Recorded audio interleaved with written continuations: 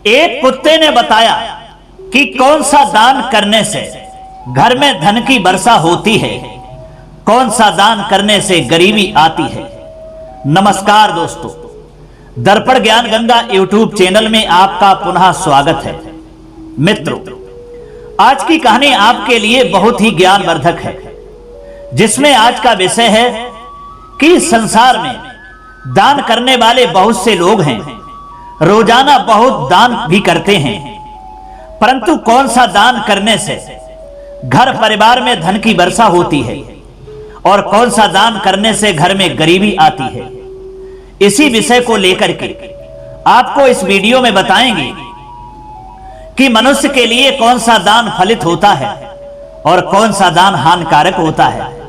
वह ये जानेंगे कहानी के माध्यम से। बस आपसे निवेदन है, कहानी बहुत ही शिक्षाप्रद है, इसलिए कहानी को पूरा ही सुनें और अपनी औलाद के लिए भी इस कहानी को सुनाएं, ताकि उस औलाद के लिए भी कुछ जानकारी मिले। तो चलिए दोस्तों, अब शुरू करते हैं ये कहानी। एक समय की बात है, किसी गांव में राम सिंह नाम का आदमी रहता था। वह अपनी पत्नी के साथ रहता था, ज्यादा धनवान नहीं था, लकड़ी काट करके गुजारा करता था। वह जंगल में जाता, लकड़ी काट करके घर पर लाता, फिर उन्हें बाजार में बेच करके अपना जीवन यापन करता था। उन लकड़ियों के धंधे से उसकी गृहस्थी का खर्चा सही तरह से चल नहीं पा रहा था। ना तो अच्छा भोजन खा पाता था और ना ही अच्छे कपड़े पहन पाता था। दोस्तों, इस तरह से परेशान होकर के एक दिन राम सिंह की पत्नी ने राम सिंह से कहा कि हे स्वामी, इस तरह से इन लकड़ियों के धंधे से कैसे गुजारा चल पाएगा, किस तरह से गृहस्थी का खर्चा चल पाएगा। ना तो हम अच्छा खा पाते हैं और ना ही अच्छा पहन पाते हैं। इससे अच्छा तो यह है कि आप शहर में चले जाओ, कोई अच्छी सी नौकरी कर लो या कोई अच्छा सा धंधा कर लो, ताकि हमारे घर का खर्चा सही तरीका से चल पाए। दोस्तों, तो वही राम सिंह अपनी पत्नी से कहता है कि हे भाग्यवान, मैं इस गांव को छोड़ करके नहीं जा सकता, क्योंकि इस गांव में ही मेरा जन्म हुआ है। मुझे अपने गांव से बहुत ही प्रेम है, चाहे कुछ भी हो, लेकिन मैं दूसरे शहर में नौकरी करने के लिए नहीं जा सकता। राम सिंह ने साफ इनकार कर दिया। पत्नी ने कहा, ठीक है, आप इस पापी गांव में रहते हैं तो हम भी आपके साथ दुख उठाऊंगी। दोस्तों, फिर वे राम सिंह और उसकी पत्नी फिर से लकड़ियां काट करके बेच करके उसी गांव में ही रहने लगते हैं। किसी ने सच ही कहा है कि संसार में कुछ लोग ऐसे होते हैं जो अपने गांव में ही रहना पसंद करते हैं, कहीं बाहर नहीं जाते, चाहे उस गांव में उन्हें मुसीबत कितनी ही उठानी क्यों ना पड़े, चाहे पेट को भोजन मिले या ना मिले, चाहे शरीर पर वस्त्र हो या ना हो, पर वे अपने गांव को छोड़ते नहीं हैं। इसी तरह का राम सिंह था, जो पत्नी के लाख समझाने पर भी वह शहर में नौकरी करने नहीं गया। फिर दोस्तों, अगले दिन जब वह लकड़ी काटने के लिए जंगल में जाता है, लेकिन उसे जरूरत अनुसार लकड़ी नहीं मिल पाई। कोई ऐसा सूखा पेड़ नहीं मिल पाया ताकि वह आवश्यकता अनुसार उस पेड़ से लकड़ी काट लेता। सुबह से दोपहर हो गई, इधर उधर भटकता रहा, फिर एक उसे सूखा सा पेड़ दिखाई दिया। तब वह राम सिंह बहुत ही खुश हो गया। उस सूखे पेड़ से उसने लकड़ियां काटी और बेचने के लिए चल दिया। लेकिन संयोग की बात यह थी कि उसकी लकड़ियों को कोई खरीदने वाला नहीं मिला।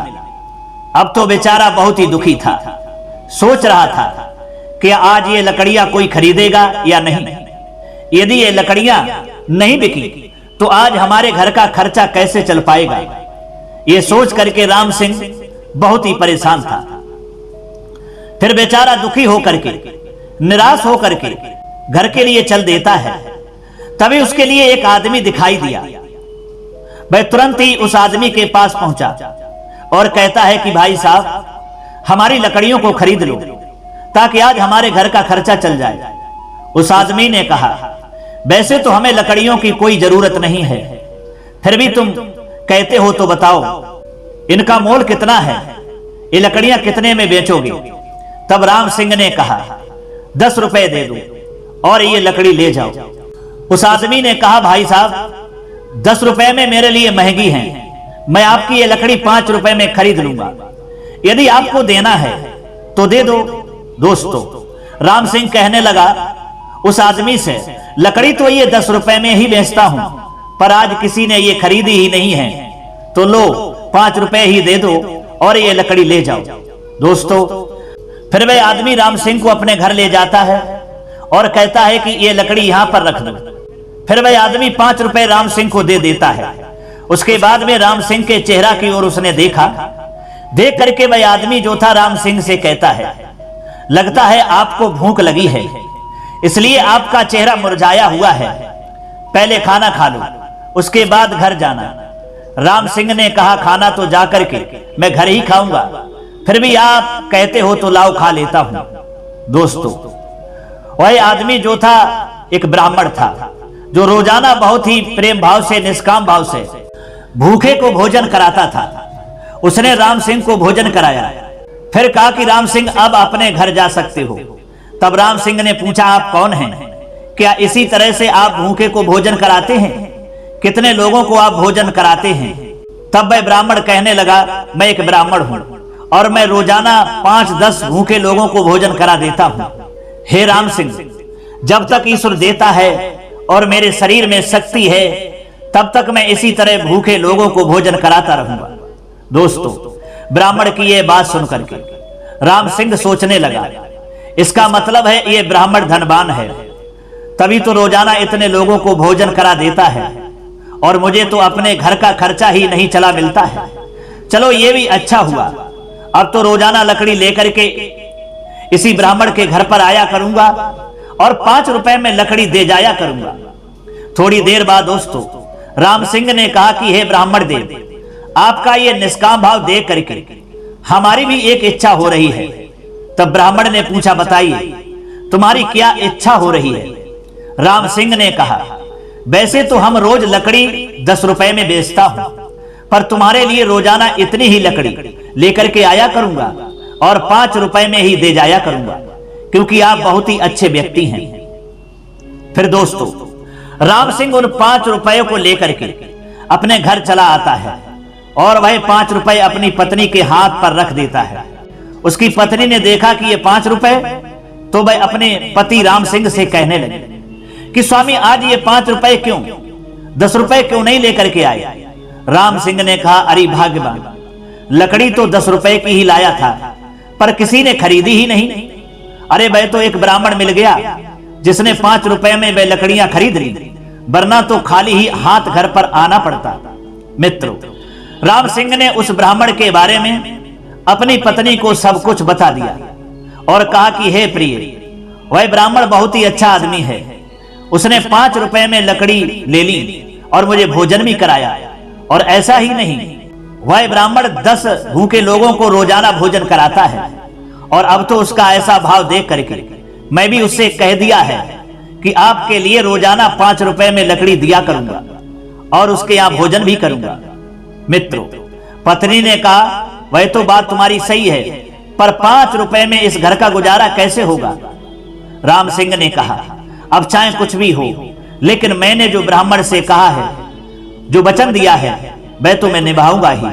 पत्नी सोचती है, ये हमारे कैसे पति हैं, यहाँ भरपेट भोजन नहीं मिलता और ये 5 रुपए में उस ब्राह्मण को लकड़ी दिया करेंगे। लेकिन मित्रों, राम सिंह की पत्नी अच्छी तरह से जानती थी कि मैं उनके लिए कितना ही समझाऊं, पर जो ये करना चाहते हैं वही करेंगे, इसलिए वह राम सिंह की पत्नी चुप रह जाती है। दोस्तों, कहते हैं कि जिस आदमी के ऊपर कुछ करने का भूत सवार हो जाता है तो वह करता ही है। अब वह चाहे अच्छा हो चाहे बुरा हो, चाहे उसका परिणाम गलत हो चाहे अच्छा हो, इससे उसे आदमी के लिए कोई मतलब नहीं होता है। अब वो दोस्तों, राम सिंह रोजाना जंगल में लकड़ी काटने के लिए जाता है। 2 ढेर लकड़ी काटता है, एक ढेर तो बाजार में बेचता है और एक ढेर ब्राह्मण के घर में ला करके 5 रुपए में बेच देता है और भरपेट भोजन भी करता है, फिर घर पर चला आता है। इसी तरह से मित्रों, एक दिन की बात है, रोज की तरह राम सिंह लकड़ी काटने के लिए जंगल में जाता है। लेकिन होनहार की बात, उस दिन सुबह से दोपहर हो गई, दोपहर भी ढलने लगी, लेकिन राम सिंह के लिए कोई भी सूखा पेड़ नहीं मिला जिस पेड़ से वह लकड़ी काट लाता। दोस्तों एक बात बताएं, राम सिंह जो लकड़ी काटता था वह सूखे पेड़ की ही काटता था, हरे पेड़ की लकड़ी नहीं काटता था। फिर राम सिंह ने सोचा, लगता है आज जंगल के किनारे पर लकड़ी नहीं मिलेगी, आज जंगल के अंदर ही जाना होगा। पर अंदर जाऊंगा तो उस जंगल में बहुत ही खतरा होगा, क्योंकि ऐसा ना हो कोई जंगली जानवर आ जाए और मुझे मार करके खा जाए। ये सोच करके राम सिंह बहुत दुखी होने लगा। कुछ समय के बाद में उसने सोचा, अब चाहे कुछ भी हो, लकड़ी तो काट कर ही ले जाना है, चाहे प्राण बचें या चले जाएं। ये सोच करके राम सिंह जंगल के अंदर घुस गया और बहुत दूर निकल गया। कोई भी सूखा पेड़ नजर नहीं आ रहा था। राम सिंह ने सोचा, लगता है कि आज खाली ही हाथ लौटना पड़ेगा। तब तक दोस्तों उसी भयानक जंगल में एक बड़ा सा सूखा पेड़ दिखाई दे जाता है। उसको देख करके राम सिंह खुश हो गया और सोचा, चलो आज इसी पेड़ से अपना काम चला लेते हैं। फिर दोस्तों वह लकड़ी काटने के लिए उस वृक्ष पर चढ़ गया, एक लंबी सी और मोटी सी टहनी को काटने लगा। राम सिंह काटे जा रहा था और जब वह मोटी सी टहनी टूट करके गिरती है तो वह एक ऊंचे से टीला पर गिरती है, जहां टीले के अंदर एक तपस्वी तपस्या कर रहा था। जब उस तपस्वी के लिए टहनी गिरने की आवाज टीले पर सुनाई दी, तब उसका ध्यान जो था वह भंग हो गया और टीले से बाहर निकल करके आ गया। तपस्वी ने उस राम सिंह को देखा तो तपस्वी कहने लगा, ऐसा कौन है जिसने हमारे ध्यान को भंग किया है, जिसने लकड़ी को काट करके डाला है?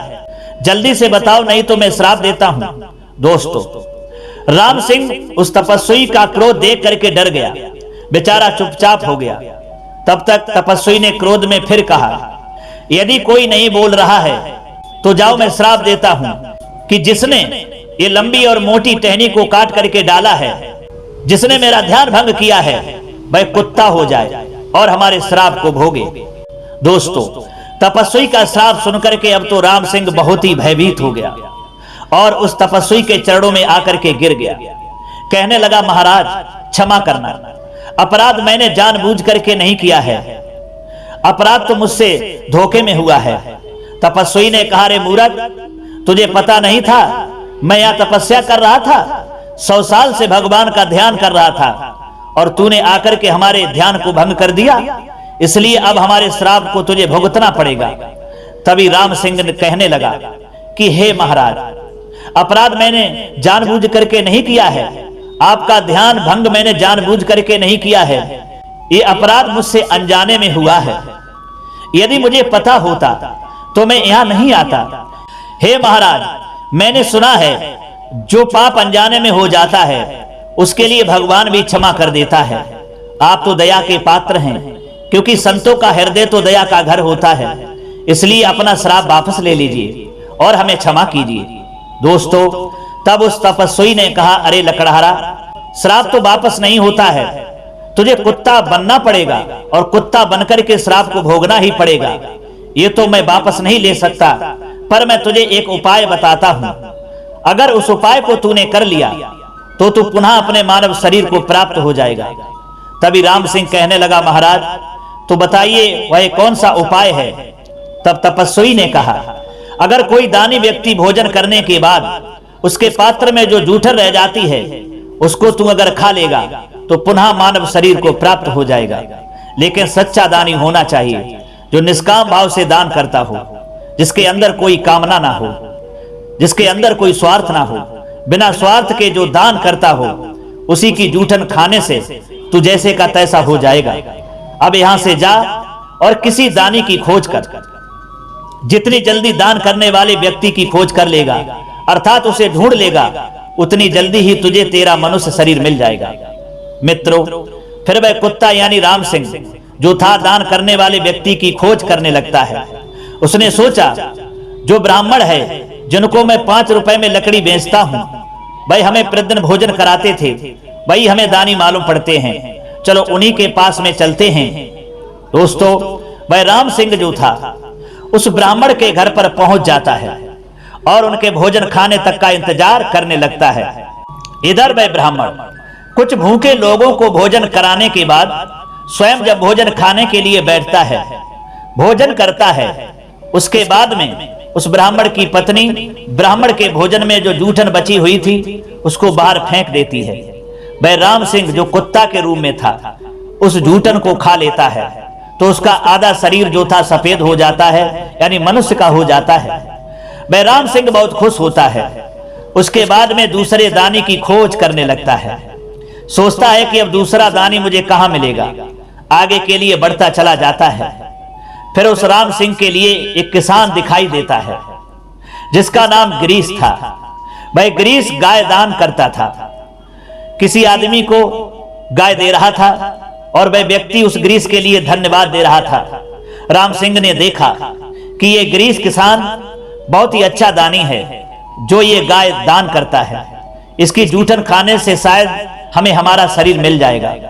दोस्तों, फिर वह राम सिंह जो कुत्ते के रूप में था किसान के ही घर पर बैठ जाता है और किसान के भोजन करने का इंतजार करने लगता है। इधर दोस्तों, कुछ समय के बाद में वह गिरीश किसान भोजन करता है। भोजन करने के बाद जो उसकी थाली में जूठन बची हुई थी उसे उसकी पत्नी बाहर फेंक देती है।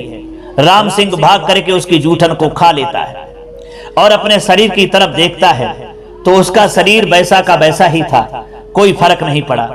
राम सिंह सोचने लगा, इसका मतलब ये सच्चा दानी नहीं है। अब मैं दूसरे दानी को कहां खोजूं ताकि हमें आधे श्राप से मुक्ति मिल जाए। आधे श्राप से तो मुक्ति मिल चुकी है लेकिन अभी आधा श्राप बाकी है। मित्रों, फिर वह राम सिंह उसी ब्राह्मण के यहां आकर के बैठ जाता है जहां उसकी जूठन खाने से आधे श्राप से मुक्ति मिल चुकी थी।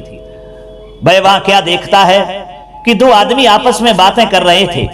एक आदमी ने दूसरे आदमी से कहा, अरे भाई, वह गिरीश किसान जो है ना वह बहुत ही दानी है, अच्छा आदमी है जो गाय दान करता है। तब दूसरे आदमी ने कहा, नहीं भाई, वह गिरीश दानी नहीं हो सकता क्योंकि वह जो भी गाय दान करता है वह 2 महीने से ज्यादा दूध नहीं देती है। वह किसान चालाक आदमी है, गाय का सारा दूध तो स्वयं खा जाता है और जब 2 महीने बचते हैं तब सोचता है इस गाय को बाद में मुफ्त में कौन खिलाएगा, इसलिए वह दान का बहाना करके दूसरे लोगों को गाय दे देता है। अतः वह दानी नहीं हो सकता। अरे उस गिरीश किसान से ज्यादा दानी तो हमारा राजा है जो 1 हफ्ते से अन्नदान कर रहा है। कल हफ्ते का आखिरी दिन है। हमारा राजा सभी के साथ में भोजन करता है और कल भी करेगा और अन्नदान करने के साथ साथ कल हमारा राजा सभी के लिए वस्त्र दान भी करेगा। अब आप ही बताइए, हमारे राजा के बराबर है कोई? अरे जिस राजा ने हमारे लिए सड़क बनवाई, तालाब कुएं खुदवाए, विद्यालय खुलवाए, बहुत कुछ किया है हमारे राजा ने, उसके बराबर मैं किसी को दानी नहीं मानता हूं। दोस्तों, तभी वह राम सिंह कुत्ते के रूप में सोचने लगा, चलो वही राजा के पास में चलते हैं, अगर ऐसी बात है तो हमें आधे श्राप से मुक्ति मिल जाएगी।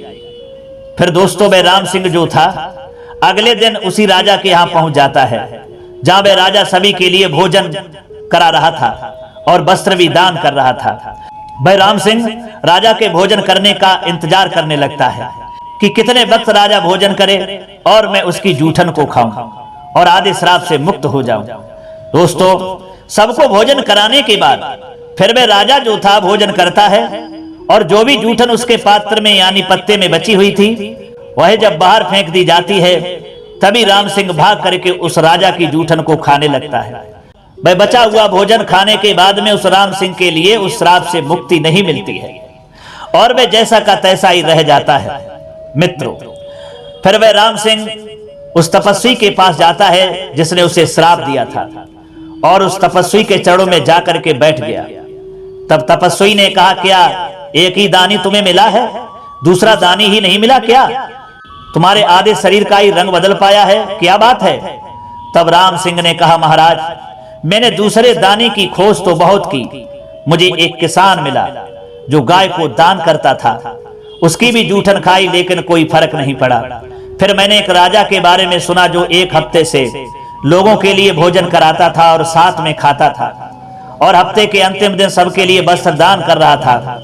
मैंने उसकी भी जूठन खाई, फिर भी कोई फर्क नहीं पड़ा। तब तपस्वी ने कहा, अरे राम सिंह, वह किसान जो गाय दान करता था ना, वह 2 महीने जो गाय दूध देना ही चाहती थी उसी को दान करता था, क्योंकि वह सोचता था कि मुफ्त में गाय को कौन खिलाएगा। और राजा जो लोगों के लिए भोजन कराता था, वह अपनी मेहनत के कमाए हुए धन से नहीं खिलाता था। अरे वह प्रजा के लोगों से कर लेता था और उसी करके पैसों से लोगों को बेवकूफ बना करके भोजन खिलाता था, ताकि लोग ये समझें कि हमारा राजा बहुत ही दानी है, बहुत ही अच्छा राजा है। तपस्वी ने कहा, अब तुम दूसरा दानी कोई ढूंढो और अपने श्राप से मुक्त हो जाओ। एक बात तुमसे और कहूंगा, जिस दिन तुम श्राप से मुक्त हो जाओगे उसके बाद में तुम्हें लकड़ी काटने की जरूरत नहीं पड़ेगी। तुम्हारा घर धन धान से भर जाएगा और तुम्हारा जीवन खुशी खुशी व्यतीत होगा। इतना सुनकर के राम सिंह खुशी खुशी दूसरे दानी को ढूंढने के लिए फिर चल देता है। रास्ते में उसने देखा कि एक बूढ़ा आदमी पानी लिए जा रहा था। वह दोपहर में राहगीर जो गुजरते थे उनके लिए पानी पिलाता था। राम सिंह उसको देखने लगा। फिर क्या होता है, वह पानी पिलाने वाला बूढ़ा आदमी अपने भोजन की थैली निकालता है और खाने लगता है। राम सिंह ने सोचा, ये प्यासों को पानी पिलाता है तो ये दानी जरूर होगा, चलो इसी की जूठन आज हम खाते हैं। उधर बूढ़े आदमी ने खाना खाने के बाद जो पत्ते पर कुछ जूठन बची थी उसको फेंक दिया। राम सिंह ने भाग करके उसकी जूठन को खा लिया और तुरंत ही उस श्राप से मुक्त होकर के पुनः अपने मानव शरीर में आ गया। फिर उसने खुशी खुशी उस बूढ़े आदमी के लिए धन्यवाद दिया और अपने घर पर चला आया। पत्नी के साथ फिर प्रसन्न होकर के रहने लगा। उस तपस्वी के आशीर्वाद से उसके घर में अब धन की कोई कमी नहीं रही। उसका जीवन जो था सुख से गुजरने लगा और वह कहने लगा, दान कभी छोटा और बड़ा नहीं होता। अरे दान तो भूखे को भोजन कराने वाले ब्राह्मण, प्यासे को पानी पिलाने वाले उस आदमी जैसा होता है, क्योंकि जिस दान से दूसरों की मदद होती है उसी को सच्चा दान कहते हैं। उधर दोस्तों, उस ब्राह्मण ने इतना दान किया था, जो रोजाना 10 भूखे लोगों के लिए भोजन कराता था, उसने इतना दान किया था कि उसके घर पर कुछ खाने के लिए भी नहीं रहा। तो एक दिन उस ब्राह्मण की पत्नी ने उस ब्राह्मण से कहा कि स्वामी, घर पर अब कुछ नहीं रहा है, खाने के भी लाले पड़े हैं। मैंने सुना है कि जो दूर पर एक दूसरा गांव है पड़ोस में, वहां एक सेठ जी रहते हैं। वह लोगों के पुण्य को खरीदते हैं। आप भी अपने पुण्य को बेच आओ, उसके बदले में जो भी कुछ सेठ की तरफ से धन मिलेगा उसी से अपना कुछ दिनों के लिए गुजारा चल जाएगा। ब्राह्मण ने मना किया, पर पत्नी के अधिक कहने से अगले दिन वह ब्राह्मण जो था सेठ के गांव की तरफ चलने के लिए तैयार हो गया। ब्राह्मणी ने 4 रोटियां बना करके एक थैली में पैक कर दी।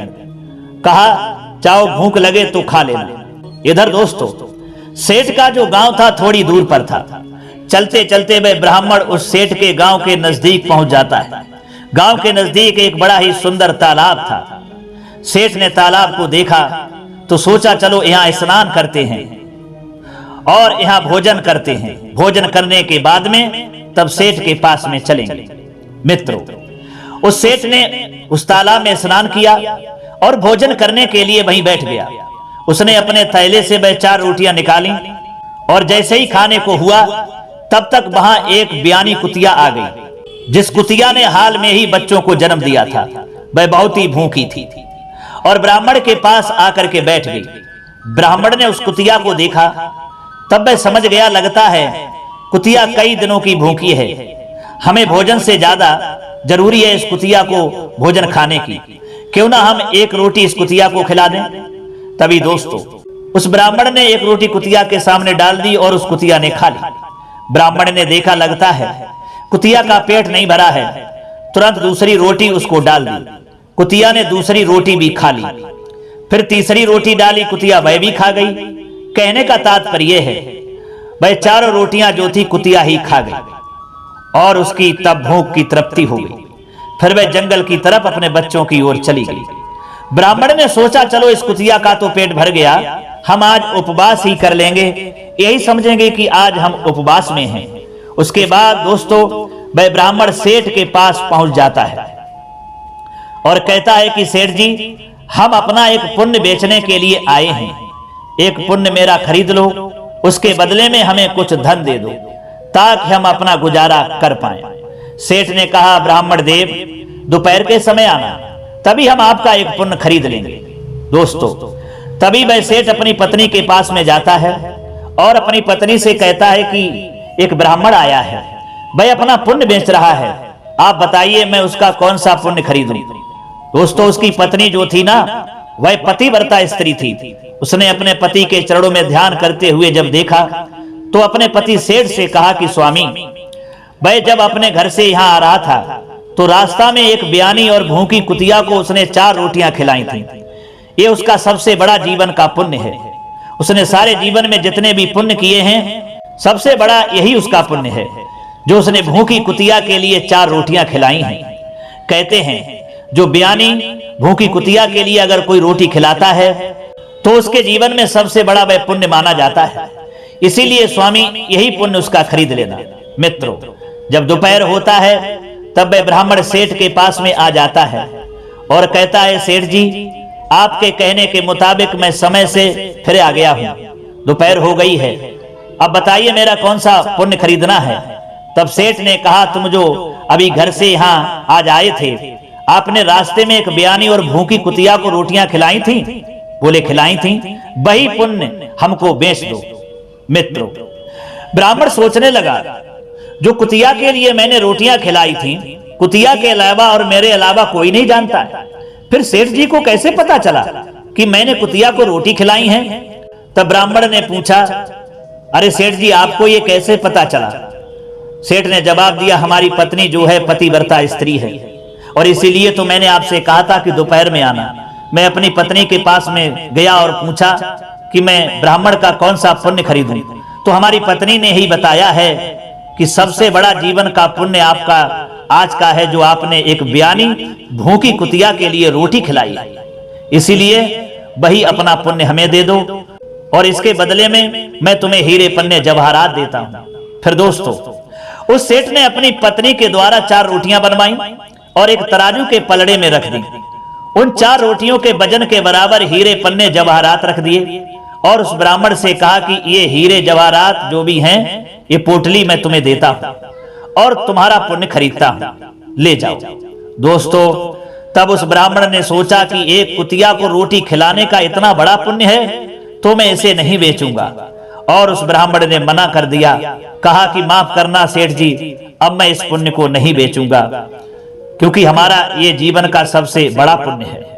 फिर दोस्तों, वह ब्राह्मण अपने घर के लिए चल दिया और रास्ते में उसी तालाब पर आता है जिस तालाब के किनारे पर उसने बैठ के भोजन किया था, स्नान किया था। वहां पर कुछ गिट्टी कंकड़ पत्थर पड़े हुए थे। उसने अपनी एक पोटली में भर ली और वही कंकड़ पत्थर जो थे उसकी पोटली को लेकर के वह घर पर चला आया। वह कंकड़ पत्थर वाली पोटली अपनी पत्नी ब्राह्मणी को दे देता है और कहता है कि मैं थोड़ी देर में आता हूं, तभी इसको खोलूंगा। इधर दोस्तों, वह ब्राह्मण घर से बाहर चला जाता है। तब तक ब्राह्मणी वह पोटली को खोलना आरंभ कर देती है और जैसे ही पोटली को खोलती है, हीरे पन्ने जवाहरात देख करके प्रसन्न हो जाती है। सोच रही थी कि पता नहीं आज हमारे ये पति महाराज कहां से ये हीरे पन्ने जवाहरात लाए हैं।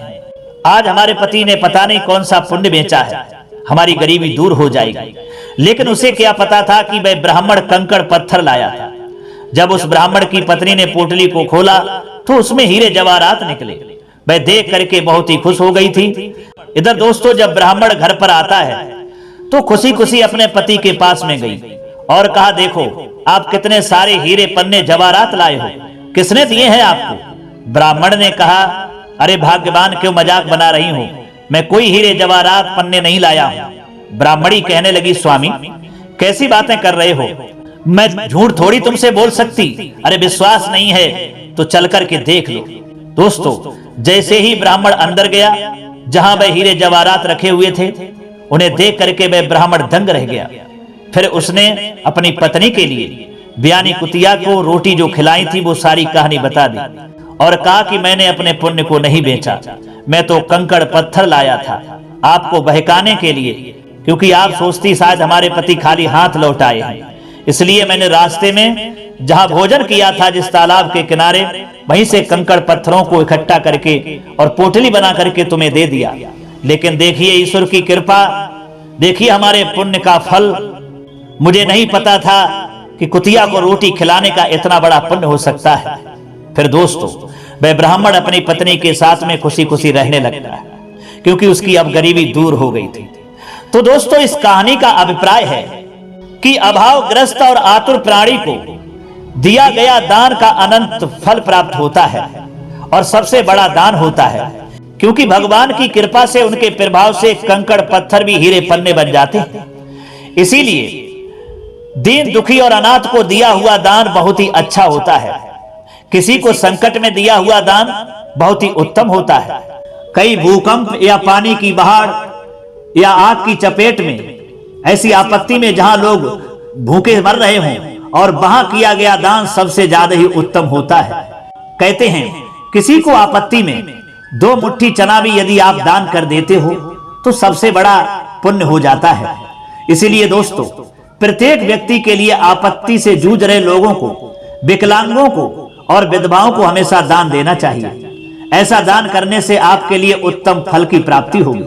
कहते हैं कुपात्र को दान देना तामसी होता है, और जो लोग मान प्रतिष्ठा अपनी बढ़ाई के लिए दान करते हैं वह राजसी दान होता है, क्योंकि उस मान प्रतिष्ठा के लिए दान किया हुआ देख करके बहुत मीठा उनके लिए लगता है, लेकिन वही दान उनके लिए पतन का कारण बन जाता है।